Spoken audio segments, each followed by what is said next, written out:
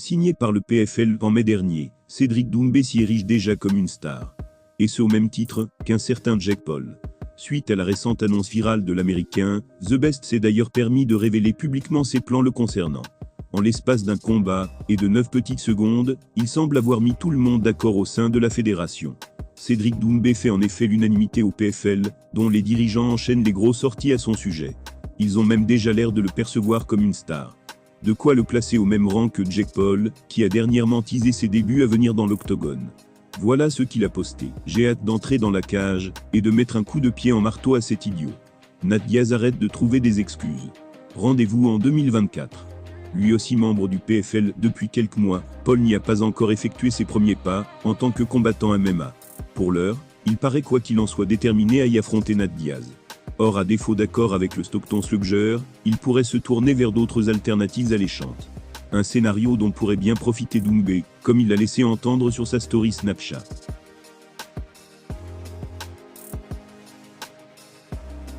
Un internaute lui a posé la question suivante. Tu en penses quoi de la signature de Jake Paul au PFL, tu vas le combattre? Cédric Doumbé a répondu en disant « Je vais lui proposer un combat ». Certainement pas effrayé par Paul, et son maigre palmarès dans les sports de combat, Doumbé se verrait bien le défier dans un duel à la hype monstrueuse.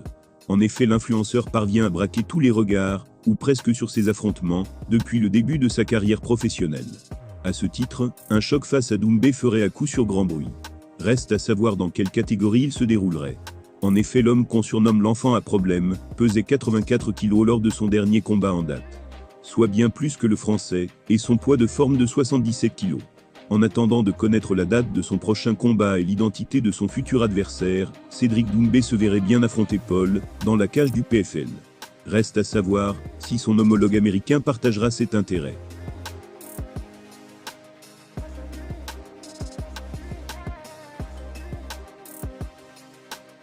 Risé des sports de combat depuis son affrontement polémique avec Francis Ngannou, Fury a les yeux braqués sur lui à quelques mois de sa défense du titre contre Alexandre Usyk.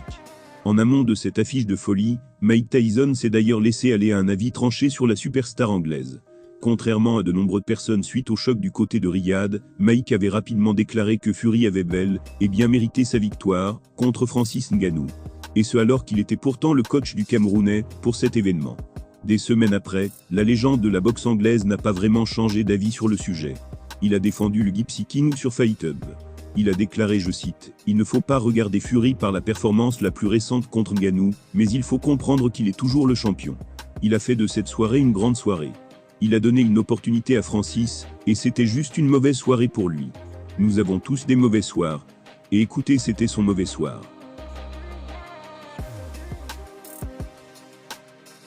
Une déclaration qui fera plaisir aux Britanniques, car Iron Mike est pratiquement devenu une exception à ce stade. Le champion WBC a touché plus de 50 millions de dollars pour son combat contre le Predator.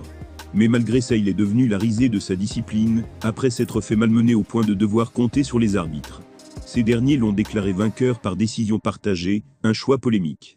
Par la même occasion, son combat pour le titre contre Alexandre Usyk a dû être reporté de plusieurs mois, alors qu'il était prévu pour la mi-décembre. À la place, il faudra attendre le 17 février 2024, alors que Fury pensait pouvoir facilement enchaîner les deux combats.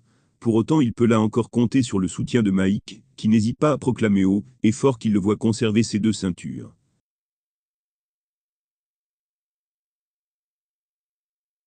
Il a ajouté ceci, « J'attends ce combat avec impatience, ce sera un combat intéressant. Je penche pour Fury, parce que je pense qu'il va le dominer. Il va l'attraper et le dominer, je penche pour Fury.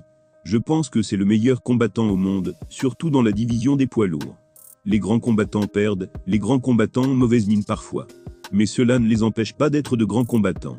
Soutien de Kid Dynamite ou non, Fury n'a de toute façon d'autre choix que de l'emporter.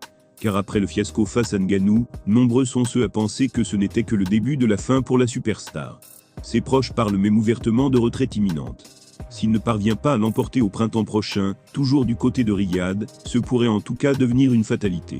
Ils ont beau avoir été dans des camps opposés depuis des mois, Mike Tyson continue de souligner la grandeur de Fury sur le ring de boxe. C'est pourquoi il pense que son combat contre Francis Ngannou n'était qu'une méforme passagère.